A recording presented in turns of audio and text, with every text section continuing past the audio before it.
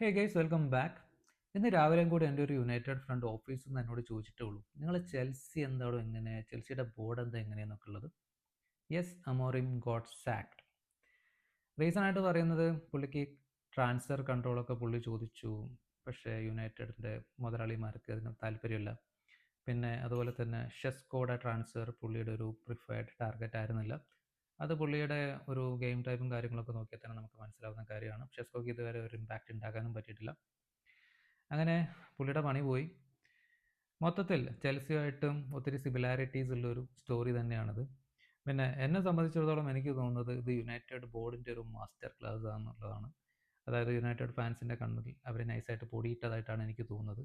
കാര്യം എന്താണെന്ന് വെച്ചാൽ എനിക്കെങ്കിൽ ഇതിപ്പോൾ മാനേജറെ സാക്ക് ചെയ്തില്ലെങ്കിൽ എന്തായാലും ഫാൻസ് മിഡ്ഫീൽഡിൽ പ്ലെയറിനെ വേണം, സി ബിനെ വേണം, അതല്ലെങ്കിൽ ഇത് രണ്ട് ഏരിയ ആണല്ലോ നിങ്ങൾ ഷോർട്ട് ആയിട്ടുള്ളത്.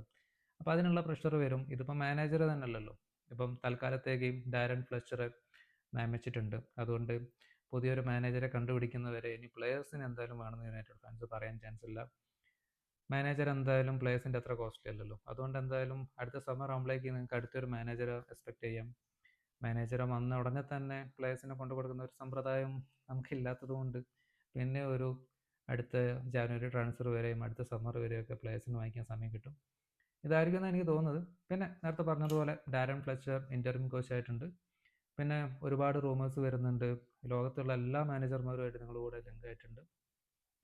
പൊച്ചറ്റിനോ ഉണ്ട്, പിന്നെ ആരാ, നമ്മുടെ തുഷലുണ്ട്, സൗത്ത് ഗേറ്റ് ഉണ്ട്, പിന്നെ ആരായിരുന്നു, yes Glazer, yes yes yes almost എല്ലാവരും ഉണ്ട്. സാവി അടക്കം എല്ലാവരുമായിട്ടും ലിങ്ക് ആയിട്ടുണ്ട്. ലെറ്റ്സ് സീ ഗൈസ്, ദൈവം നിങ്ങളെ രക്ഷിക്കട്ടെ, അത്ര മാത്രമേ ഇപ്പം പറയാൻ പറ്റുള്ളൂ.